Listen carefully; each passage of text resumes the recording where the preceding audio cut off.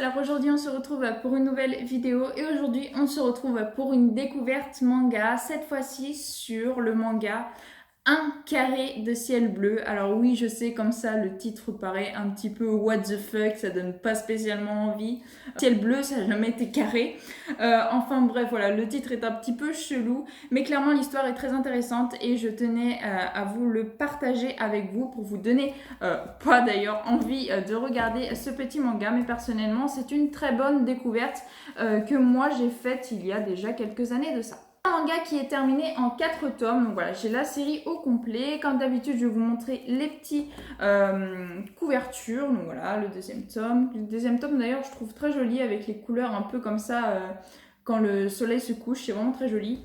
Le troisième tome et le quatrième tome avec un espèce de feu d'artifice juste derrière, voilà, très sympa. Et d'ailleurs la couverture, je vous ai pas montré, mais elle continue le devant jusqu'à la quatrième de couverture. Donc c'est vraiment très très sympa et je crois que c'est pareil, oui c'est exactement pareil pour les autres. Voilà, ça continue, celle-ci aussi et celle-là également. Voilà, très sympa, très très jolie couverture, comme d'ailleurs un autre manga du même auteur que je vous présenterai prochainement. Vraiment les couvertures de cette dessinatrice, je les trouve vraiment magnifiques. D'ailleurs, je dis dessinatrice, mais non, je crois qu'elle a fait également le scénario du manga. Donc voilà, c'est une dessinatrice qui dessine également et qui fait le scénario. Donc ce manga, c'est un seinen. Et oui, comme vous avez sûrement l'habitude dans mes découvertes manga, je vous propose souvent des seinen. Et oui, c'est un genre de manga que j'aime tout particulièrement. Ce sont les mangas qui m'intéressent le plus, c'est les seinen. Et donc, qu'est-ce qui est catégorisé comme seinen? C'est les mangas du passage à l'âge adulte. En fait, c'est catégorisé comme ça. Mais j'aime bien ces mangas-là parce que justement, c'est un truc assez enfantin, mais qui va dans les termes d'adultes qui sont vraiment plus compliqués, etc., etc. Et ça soulève plein de questions. Et c'est ça que j'aime bien dans ces mangas-là. Franchement, cette idée-là, ce genre-là, j'aime beaucoup. Donc voilà, vous allez en voir beaucoup dans mes découvertes manga. Un manga qui date de 2009 au Japon, qui est toujours commercialisé, mais vous aurez plus de mal à les trouver. Personnellement, moi, je les ai pas eu à l'année de la sortie et je les ai trouvés que sur des sites d'occasion ou sur Amazon, je crois. De toute façon, s'il y a le lien Amazon, je vous le mettrai comme à chaque fois, à chaque fois que je fais une découverte manga, s'il y a le lien Amazon, je vous le mets tout le temps dans la description. Donc là, c'est lié, je vous le mettrai. Mais c'est vraiment donc 4 mangas qui doivent coûter, je crois, 7,50 à peu près.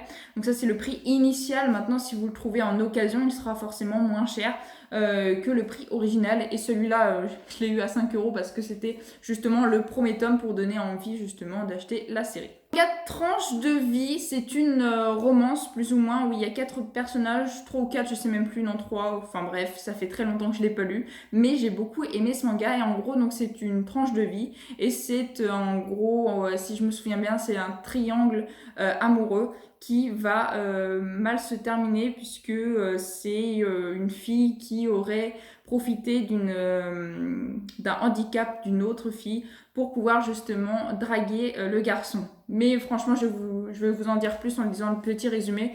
C'est très intéressant. Dit comme ça vous intéressera peut-être pas, mais c'est vraiment très très intéressant. Allez vous renseigner parce que franchement, je trouve que ce manga vaut le détour. Un manga paru par Doki Doki, une édition que j'aime tout particulièrement. Ils font de très bons mangas. Je trouve qu'ils éditent des mangas, en tout cas qui moi m'intéressent énormément. Et bien sûr, l'auteur. L'auteur c'est So Yamagumiba. Alors désolé si je prononce mal. Voilà, j'ai pas d'accent japonais, mais clairement, voilà, j'aime beaucoup cet auteur, ne serait-ce que pour ses dessins et pour ses scénarios, parce que j'ai 2 mangas de cet auteur-là et que je trouve tous les deux vraiment très bien.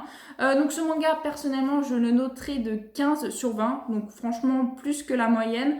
C'est vraiment un très bon manga que je regrette pas du tout d'avoir dans ma collection. Je suis même très contente et je pense d'ailleurs qu'après la vidéo, je le relirai avec grand plaisir. En plus, 4 tomes, je crois qu'ils se lisent vraiment très très vite. Il n'y a pas beaucoup de blabla. Donc ça va se refaire très très vite.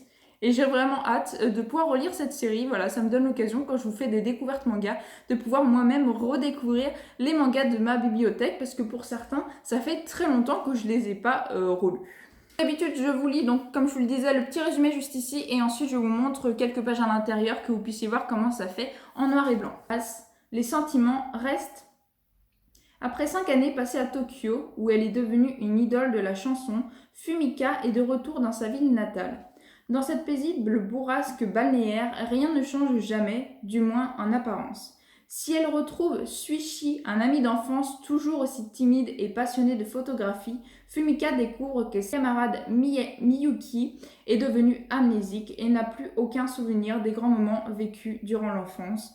Mais l'amnésie signifie-t-elle la fin des sentiments? Voilà, donc ce qui va se passer, c'est qu'il y a une des deux amies qui va profiter de ce handicap, qui ne se souvient plus de l'amnésie de son ami pour pouvoir justement mettre le grappin sur son copain, parce que je crois que c'était d'ailleurs son copain.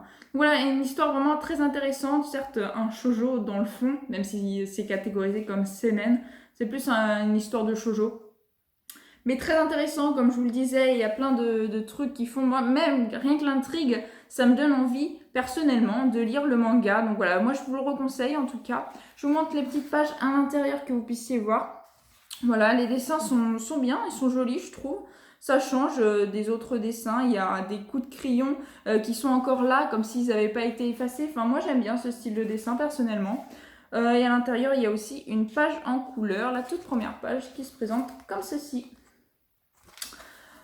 Voilà, c'est à peu près tout ce que j'ai à vous dire sur ce petit manga. En tout cas, moi, je vous le reconseille. Voilà, je le répète durant cette vidéo, mais je vous le reconseille. C'est un très bon manga et que dès que je coupe la vidéo, je fonce pour aller lire, pour recommencer à lire cette petite série, donc très rapide, hein, qui va se relire vraiment très, très facilement. Je vous dis, il n'y a pas beaucoup de choses à lire en même temps. Et puis 4 tomes, franchement, ça se lit vraiment très, très vite. Donc voilà, en tout cas, j'espère que vous aurez aimé cette vidéo. Si vous avez aimé, n'hésitez pas à liker, à commenter, à partager et à vous abonner. Ça me fera vraiment très très plaisir. Je vous souhaite une excellente fin de journée. Portez-vous bien et moi, je vous dis à la prochaine. Ciao, ciao.